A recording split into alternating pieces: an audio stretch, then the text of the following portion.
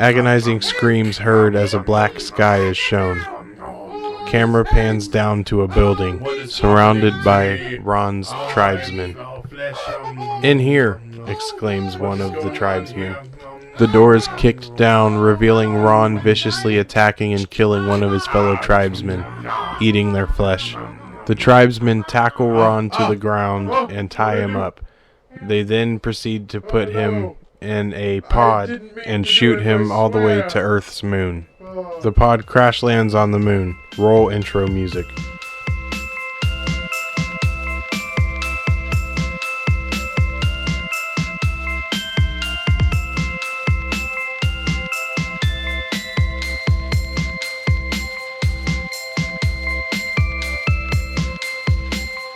Two years later. Slow pan right to left of moon ground. Thoughts speaking in whispers. Panning ground leads to feet of Ron, walking left. Pan leads up to Ron's face. Zooms out. Ron walking across the moon.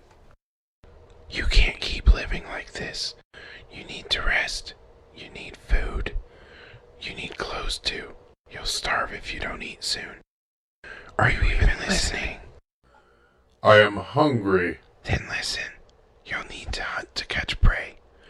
Kill the next creature we find. You need nourishment." "All creatures have life. I shouldn't hurt them. I can make it to the market in 3 days' time." "You don't have that much time. We haven't eaten in months. Survival is different than killing for fun. You must learn to understand that."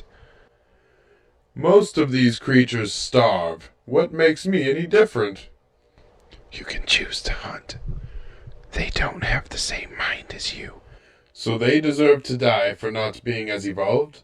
That doesn't seem right." "It's not ideal, but it's what needs to happen if you plan to survive." Ron sits on a rock to contemplate and rest. "This hunger is slowing me down." "Which is why you need to feed." Ron looks up to the night sky, staring at the stars. "There has to be a better place for me than here." A shooting star flies by, lighting up the night sky. Ron smiles. "Haven't seen one of those in a while. This place can be beautiful to some, Ron. You can't live on this rock forever, though. We need a ship." "Ships are expensive. I can't just acquire one." "I know. We can steal it." "We don't need to steal. If we save what we find, we can hitch a ride with someone. Get to the market, then we can figure it out." Ron scans the sky for planets and fixates on one. Looks like Earth. "That planet. Let's go there." Ron sits up and prepares to continue his journey. He notices someone walking in the distance. "Look, a drifter. Maybe he has food." Ron gets up slowly and stares towards the drifter. Drifter is far out to the left. Ron waves at the drifter, beckoning him over. The drifter sees and begins walking to Ron. "Talk to him. Be wary, though. He's a drifter. He could be dangerous. He might be sick, too." The drifter approaches. "Hello there." "Hello, sir. Are you headed away from the market?" "Yes, I am. They aren't too kind to those who can't afford their wares, though." "I have heard as much. I will have to make arrangements for meals. I have little money." "We need more money. Take his. Just ask for some. Don't be a thief." Ron silently contemplates the instructions. "If you have money, then I need you to hand it over." The drifter pulls out a paralyzer from his jacket pocket and points it at Ron. "Sir, please, I need it for food. It's not much. It'd be almost useless to you." "Hand it over." "Wait. Glance to your left without moving." Ron glances to the left quickly, then refocuses on the drifter. The drifter then looks left. "Charge." Ron tackles the drifter to the ground, making him drop his paralyzer. Ron then begins to tear apart the drifter and starts eating him. Ron takes off the drifter's jacket before feeding. The drifter screams in agony as Ron feeds off him. Stop your screaming. Yes. Oh, you're only making it that much Good better. job. Bones can be heard snapping as Ron eats every last bit of the drifter. The screams subside. Ron gets up, wipes his mouth, and puts on the jacket. Take the paralyzer, we'll need it. No, we won't. It paralyzes its victim. That could be useful.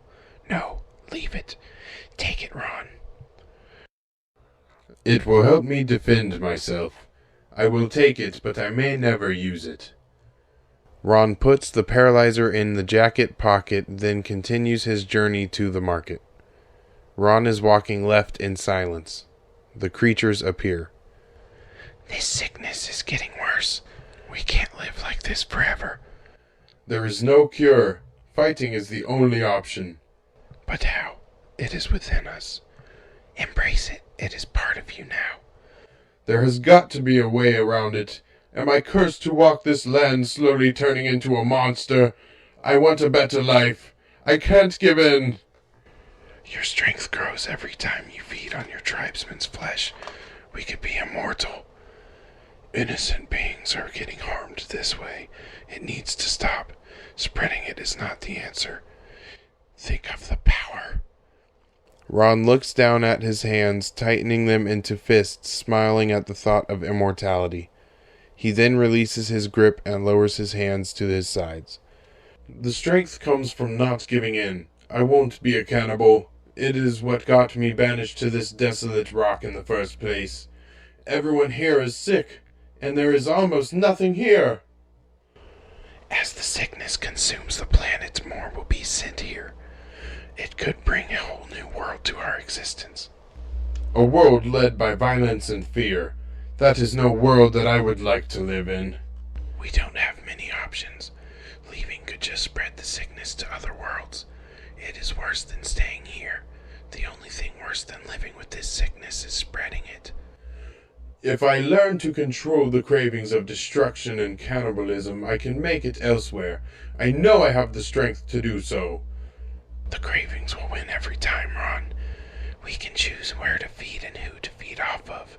If we kill our victim, we can't spread it. We need somewhere with more life to live properly.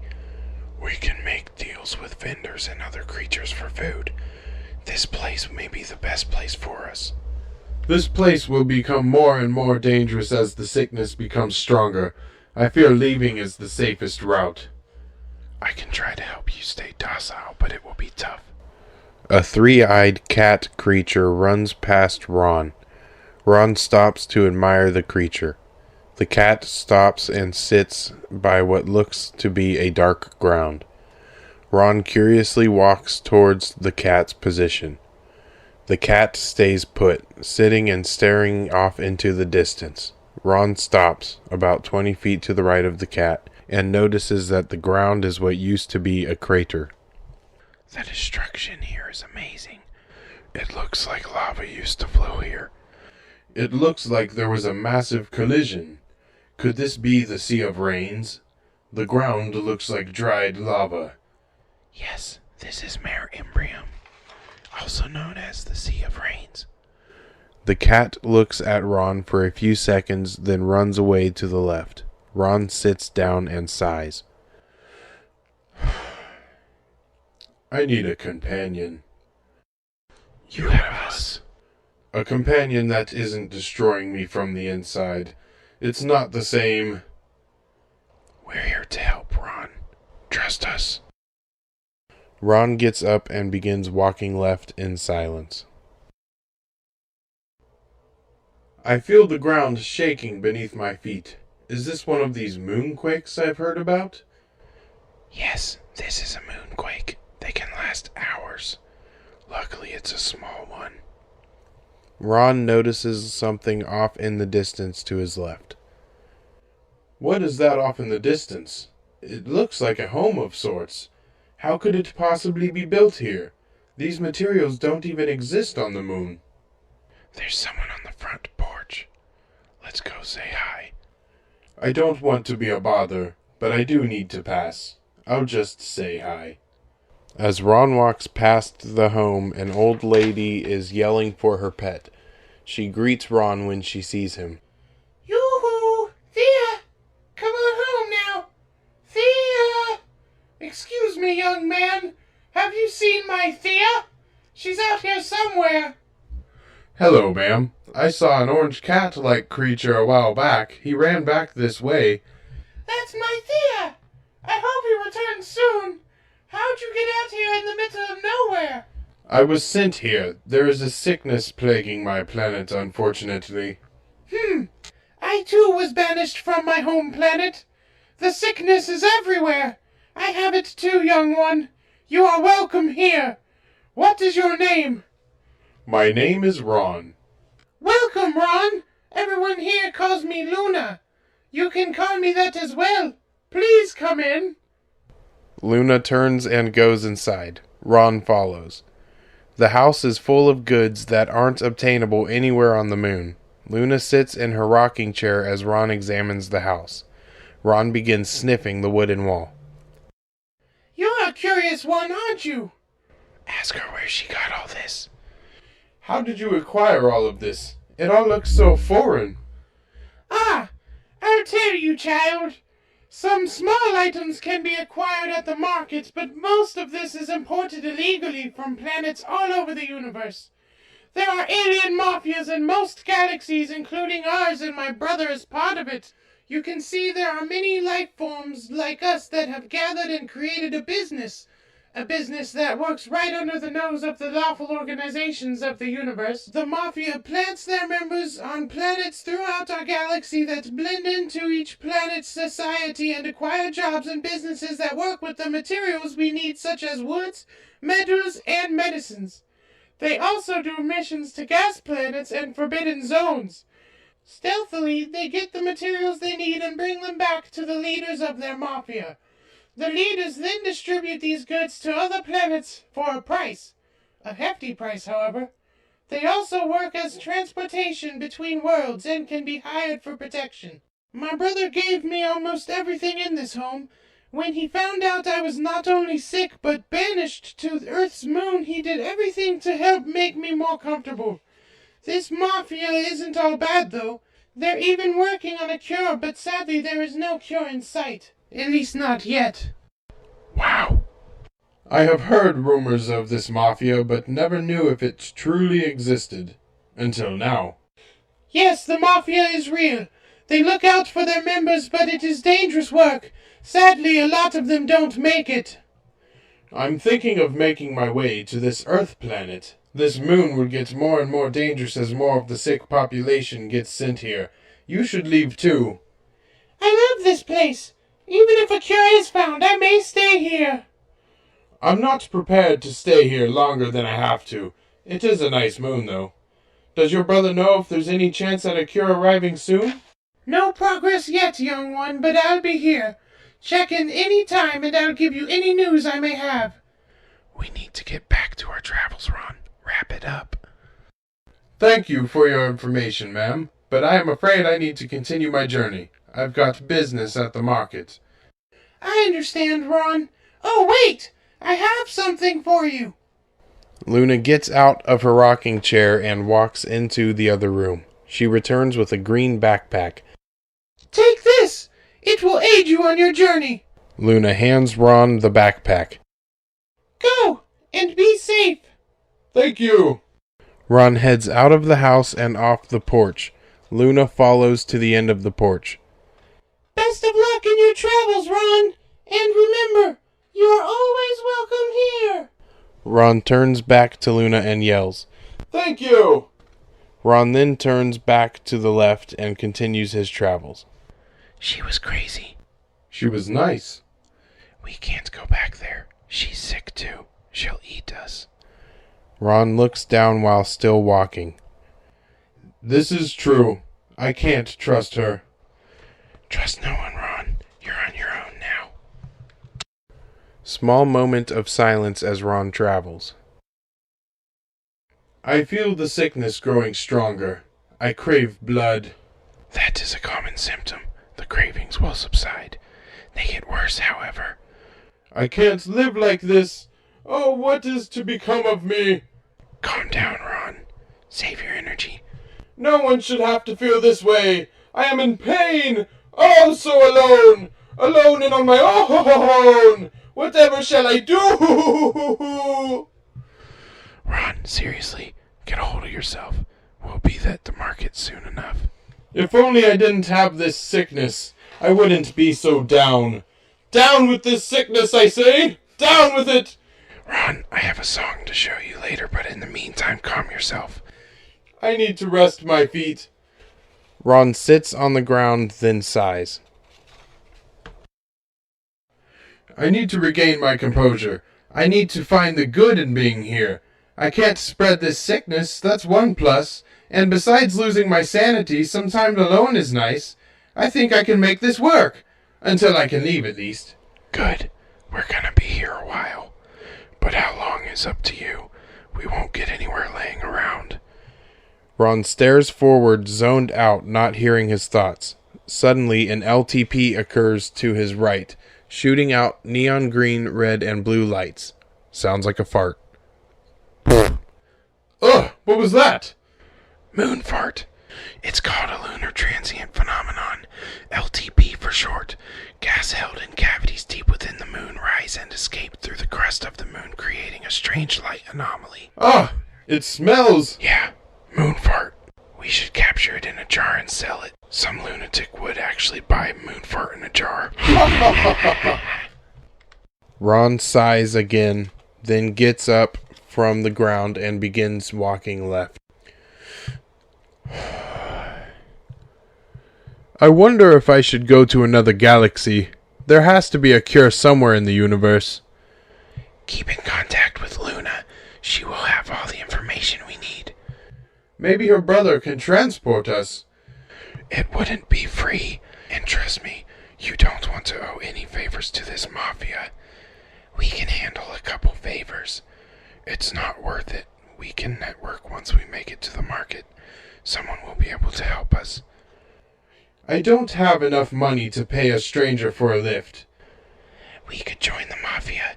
The sick are welcome in their organization. That is a bad idea. I agree. That sounds too dangerous. An Earth rover zips forward near Ron and stops. What is that? A rover from Earth. It helps Earthlings study planets and moons. Let's break it. We could sell the scraps when we get to the market. That's not right. A flash occurs as the rover takes a picture of Ron. It's not living, Ron. I'll have to agree the scraps sell for a high price at the right vendors. I guess I do need the money. Then break it. Cut to the view of the camera from the rover. It shows Ron slowly inching towards it. It slowly moves in reverse. It then shows Ron charge it. It frantically reverses, trying to escape. Still in the view of the camera, Ron smacks the camera and the screen goes dark. Cuts to a guy sitting in a chair staring at a computer screen with a troubled look on his face. The guy exclaims, It then cuts back to Ron. Ron stuffs the broken rover into his backpack. Good job. This will sell for a decent price. There is silence as Ron continues walking left. The cravings seem to get stronger every time I feed. One of the vendors will most likely sell blood packs. A few blood packs could last us a year. Days are slower here. I don't see them lasting a full year. You only need a sip at first. We can help you ration out your intake. You will eventually need more and more as time goes on. If I don't slowly feed these cravings, I won't get sicker with time. You must feed the cravings. If you don't, the sickness will eat you from the inside. It's true. You're going to need those blood packs if you don't want to harm any more creatures. That rover could get us at least 3 blood packs. You can trade the rover for blood packs and spend what little currency you have left on regular food, which will feed the cravings for a little bit. As you feed on the blood, normal food will do less and less, however. This scares me. It's your only option. Ron stops, looks down, and sighs. Ron looks forward again. Then it is what I must do. Ron walks left. Ron kicks a moon rock in front of him, sending it flying. The rock lands in a small hole. 10 points to Heiselblorf. Credits music fades in. Roll credits.